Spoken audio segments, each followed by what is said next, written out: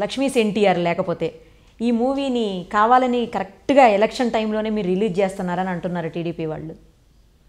లక్ష్మీస్ ఎన్టీఆర్ సినిమాకి వైఎస్ఆర్ కాంగ్రెస్ పార్టీకి ఏంటి మేడం సంబంధం? ఇప్పుడు రామ్ గోపాల్ వరం మీరు చెబుతేనో, నేను చెబుతానో, చంద్రబాబు చెప్తానో, లేదంటే మా నాయకుడు జగన్మోహన్ రెడ్డి గారు చెబుతానో ఈయనే వ్యక్తే. వర్మ గారు, రామ్ గోపాల్ వర్మ గారు ఆయనకి ఏది ఉంది ఆయన మొత్తం స్టడీ చేసి, రక్త చరిత్ర 1 అవ్వచ్చు, 2 అవ్వచ్చు, ప్రధాని వంగవీట అవ్వచ్చు, అక్కడ ఏం జరిగిందో చూసుకొని అతను సినిమా తీస్తారు. సో దానికి అసలు వైఎస్ఆర్ కాంగ్రెస్ పార్టీకి సంబంధం లేదు. మాకు సంబంధించి డైరెక్ట్గా కానీ ఇండైరెక్ట్ కానీ మేము సినిమాలు తీయట్లేదు మా పార్టీకి సంబంధించి. ఈవెన్ యాత్రా సినిమా కూడా వైఎస్ఆర్ కాంగ్రెస్ పార్టీకి అసలు సంబంధం లేదు. వాళ్ళకి సినిమాలతో పబ్లిసిటీ చేసుకొని కథానాయకుడు, మహానాయకుడు, ఇంకేదో నాయకుడు అన్నీ తీసుకోవాల్సిన అవసరం వాళ్ళకు ఉంటుంది. దాంట్లో కూడా ఎన్టీ రామారావు గారికి సరిగ్గా చూపించలేదని అంటున్నారు ఆ సినిమాల్లో కూడా. సో అసలైన ఎన్టీ రామారావు గారికి ఏం న్యాయం జరిగిద్ది అనేది రామ్ గోపాల్ వర్మ లక్ష్మీస్ ఎన్టీఆర్లో వచ్చిందని మేము కూడా అనుకుంటున్నాం. అదేవిధంగా మనం చూస్తే ట్రైలర్ కూడా.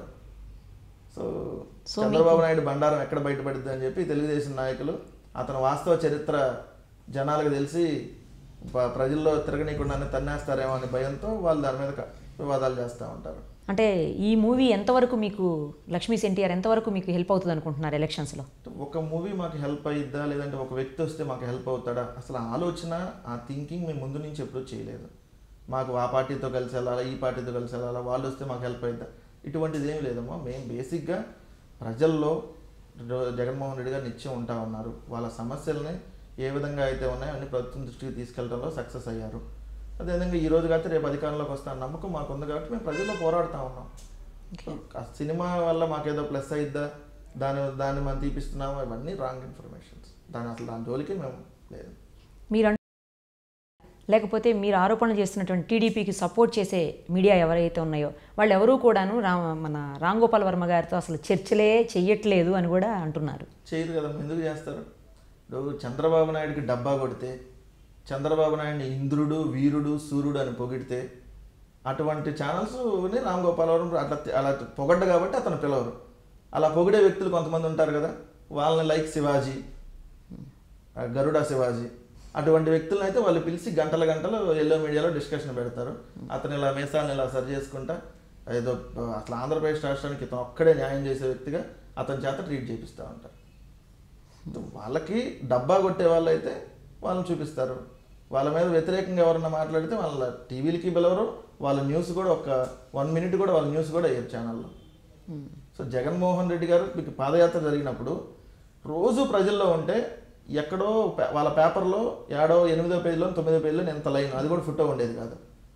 అదే చంద్రబాబు నాయుడు ఇక్కడి నుంచి బయలుదేరినప్పటి నుంచి లైవ్లు, ఇక్కడ మొత్తం హెడ్డింగ్లు, డిస్కషన్స్. అప్పుడు పవన్ కళ్యాణ్ కూడా అదే విధంగా ఎత్తుకున్నారు. వాళ్ళతో కలిసినప్పుడు పవన్ కళ్యాణ్ రేపు బయలుదేరతాడనగా ఈ రోజు నుంచే లైవ్లు పెట్టేవాళ్ళు. అంటే వాళ్ళకి అనుకూలంగా ఉంటే వాళ్ళు ఏదైనా చేస్తారు. వాళ్ళకి ఒక విలువలు లేవు, ఒక జర్నలిజం విలువలు అనేది వాళ్ళకి లేవు. ఒక రాజకీయాల్లో ఏం చేయాలో వాళ్ళకి సపోర్ట్గా ఉండాలి, అదొక్కటే వాళ్ళ థింక్ ఉంది. కాబట్టి అసలు ఆ ఛానల్స్ కానీ పరిగణించాల్సిన పని లేదు. ఎవరైతే చంద్రబాబు నాయుడికి అనుకూలంగా డబ్బా కొడుతున్నారో అవన్నీ ఆ ఛానల్ ఓనర్స్ రాజకీయ బ్రోకర్లుగా మేము పరిగణిస్తా ఉన్నాం. ఇంతకంటే దారుణంగా వాళ్ళని చెప్పలేం కదా. పవన్ కళ్యాణ్ ఎంతవరకు మీకు పోటీ ఇస్తారనుకుంటున్నారు? పవన్ కళ్యాణ్ అసలు ఒక రాజకీయ పార్టీగా మేమైతే ఇప్పటికీ రికగ్నైజ్ చేయట్లేదు. పవన్ కళ్యాణ్ అనే అతను ఒక మెయిన్ రాజకీయ పార్టీ కాదు, ఏదో ఒక పార్టీతో అంటగా వెళ్ళే ఒక పార్టీ. ఓకే, అతను తెలుగుదేశం పార్టీ డైరెక్షన్లోనే 2014లో ఉన్నాడు. స్టిల్ ఈరోజు కూడా అదే డైరెక్షన్లో ఉన్నాడు. కాబట్టి తెలుగుదేశం పార్టీకి అనుబంధ పార్టీగా మేము దాన్ని ట్రీట్ చేస్తా ఉన్నాం.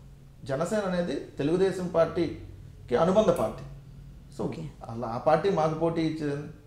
ముందు అతను 175 సీట్లు క్యాండిడేట్లు దొరకాలన్నా చంద్రబాబు నాయుడు వద్దు కలిసి వెళ్దామంటాడు. ఆ ప్యాకేజ్లో భాగంగా అతను మళ్ళీ కలిసి వెళ్తాడు.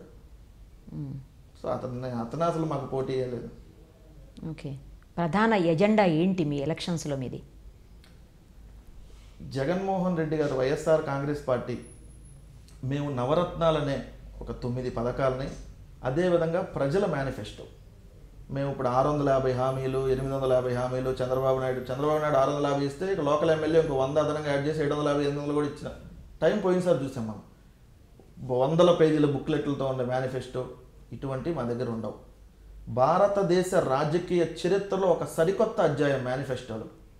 ప్రజల్లో తిరిగి 3648 కిలోమీటర్ల మహాపాదయాత్ర, దాదాపుగా 134 నియోజకవర్గాల గుండా సాగిన పాదయాత్ర. మేము ఇప్పుడు 175 నియోజకవర్గాలంటే 134 నియోజకవర్గాల్లో పాదయాత్ర జరిగింది.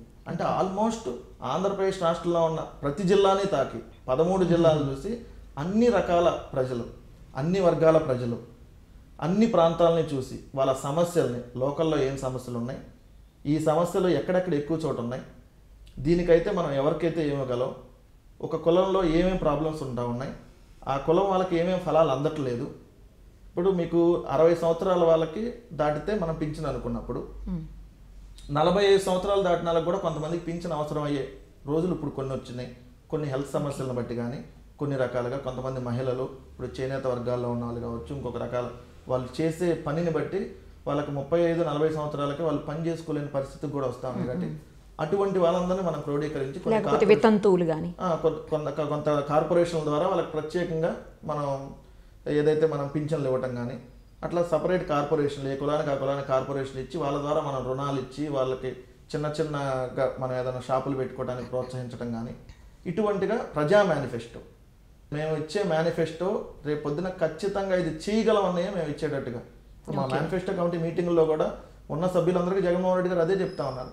మనం ఇచ్చే హామీలనే పెడదాం, మనం ఏదో చంద్రబాబు నాయుడు లాగా మొత్తం మాఫీ చేసేస్తాం, ఇంటికి ఒక ఉద్యోగం ఇస్తాం, ఇటువంటి తప్పుడు మాటలు మనకొద్దు.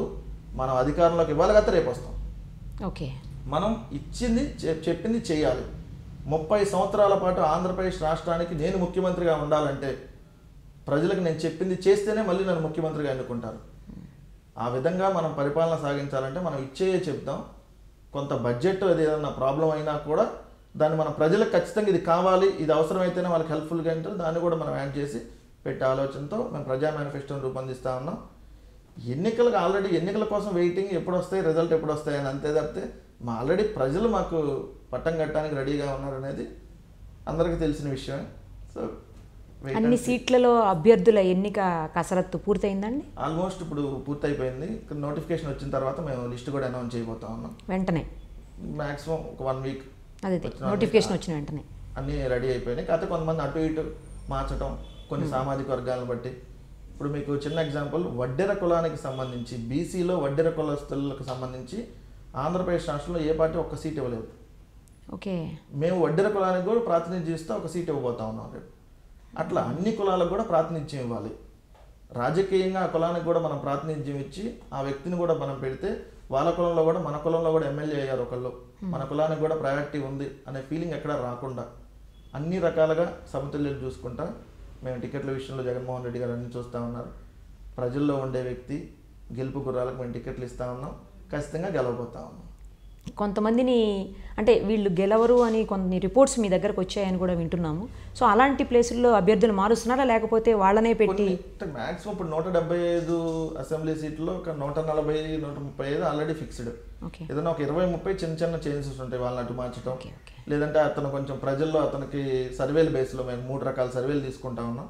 ఆ సర్వేలో అతను వీక్ ఉన్నాడు, ఇతనికంటే ఇతను బెటర్ అయినప్పుడు కొంత మార్చుతూ ఉంటారు. ఇవన్నీ రాజకీయ పార్టీలో అంతర్గతంగా జరిగే విషయాలే కాబట్టి ప్రాబ్లం అయింది. ఎన్ని సీట్లు వస్తాయని కృత నిశ్చయంతో ఉన్నారు మీరు? 25 ఎంపీలకు గాను 23 నుంచి 24 అయితే ఖచ్చితంగా గెలవబోతా ఉన్నాం. అసెంబ్లీ సీట్లో 175 సీట్లకి 130 నుంచి 140 గెలవబోతా ఉన్నాం. వాళ్ళందరూ కలిసి వచ్చినా విడివిడిగా పోటీ చేసిన మా ఫిగర్ అయితే తగ్గదు. ఓకే, ఏ రాజకీయ పార్టీ కూడా సాధించినటువంటి అత్యధిక శాతం ఓట్లు సీట్లు మేము సాధించబోతాం. పోలవరం ప్రాజెక్టు అలాగే అమరావతి నిర్మాణాలు మమ్మల్ని మరోసారి అధికారంలో కూర్చోబెడతాయి, కట్టబెడతాయి మాకు అధికారాన్ని అని కూడా అంటున్నారు వాళ్ళు. ఆ మాట చెప్పడానికి వాళ్ళకి సిగ్గెట్లా లేదని అడుగుతున్నాం. పోలవరం ఆ పేరెత్తే అర్హత అసలు చంద్రబాబు నాయుడుకి ఉందా అని అడుగుతాం. పోలవరం ప్రాజెక్టు అది రాజశేఖర రెడ్డి గారి కళ్ళగన్న స్వప్నం. రాజశేఖర రెడ్డి గారి టైంలో పోలవరం ఎడమ కుడి కాలువల్లో 80% పైగా కాలువలన్నీ తవ్వి రాజశేఖర రెడ్డి గారు దాన్ని చేస్తే అప్పుడు ఆ కాలువలు దవ్వుతున్నప్పుడు ఎందుకు కాలువలు దవ్వుతున్నామని ఇదే చంద్రబాబు నాయుడు ప్రశ్నించాడు. ఇదే తెలుగుదేశం పార్టీకి సంబంధించిన సుజ్నా చౌదరి ఒరిస్సా గవర్నమెంట్ వాళ్ళతో టైఅప్ అయ్యి వాళ్ళు కేసులు వేయించారు పోలవరం ప్రాజెక్టు కట్టడానికి వీల్లేదని. దానికి సంబంధించిన పర్యావరణ అనుమతులు అన్ని అనుమతుల్ని రాజశేఖర రెడ్డి గారు మొత్తం దానికి సంబంధించిన 15-16 రకాల అనుమతులు మొత్తం రాజశేఖర రెడ్డి గారు తీసుకొచ్చి ఆ ప్రాజెక్టుని చేస్తే ఆయన అంతకుముందు 9 సంవత్సరాలు అధికారంలో ఉన్నప్పుడు ఆ ప్రాజెక్టు గురించి పట్టించుకున్న దాఖలాలే లేవు. ఇప్పుడు ఆ పోలవరం ప్రాజెక్ట్ అనేది అసలు ఎవరు కట్టాలి? కేంద్ర ప్రభుత్వం దాన్ని మనకు విభజన చట్టంలో భాగంగా పూర్తిగా నిధులు మొత్తం కేంద్ర ప్రభుత్వం ఇవ్వాలి, కేంద్ర ప్రభుత్వం కట్టాలి. కేంద్ర ప్రభుత్వం కట్టాల్సిన దాన్ని నువ్వెందుకు తీసుకున్నావు, ఇది మొదటి పాయింట్. సరే, కేంద్ర ప్రభుత్వం కట్టాల్సిన దాన్ని నువ్వు తీసుకున్నప్పుడు నువ్వు 2016కి పూర్తి చేస్తా అన్నావు, 17కి పూర్తి చేస్తా అన్నావు. దేవినేని ఉమ అసెంబ్లీలో రాసి పెట్టుకోండి 2018లో నీళ్లు పారించకపోతే చూసుకోండి ఏం చేస్తాము. 2018 అయిపోయింది, 19 కూడా వచ్చింది, ఎన్నికలు వస్తా ఉన్నాయి. పోలవరం ప్రాజెక్టులో 30 to 40% పనులు కూడా ఇప్పుడు కూడా పూర్తి కాదు. ఇదే విధంగా జరిగితే 2022 కూడా పోలవరం ప్రాజెక్ట్ పూర్తి కాదు. పోలవరం ప్రాజెక్టుని పూర్తి చేయకుండా ఇప్పుడు రాజశేఖర రెడ్డి గారు తవ్వించిన కాలువల్లో మోటార్లు పెట్టి నీళ్లు తవ్వి మోటార్లు పెట్టి నీళ్లు తోడి దానికి పట్టిసీమ, దానికి డబ్బులు వృధా చేశారు. ఈరోజు ఆ పట్టిసీమ అసలు అవసరం లేదు, పోలవరంకే ఆ డబ్బులు ఏదో వెచ్చిస్తే కొంచెం తొందరగా పూర్తి అయిందంటే ఆ రోజు ఏం లేదు. Please subscribe Mirror TV. Thank you. And I request all of you to subscribe Mirror TV. Please subscribe to Mirror TV. Thank you. Please subscribe Mirror TV. Please subscribe Mirror channel. Please subscribe to Mirror TV.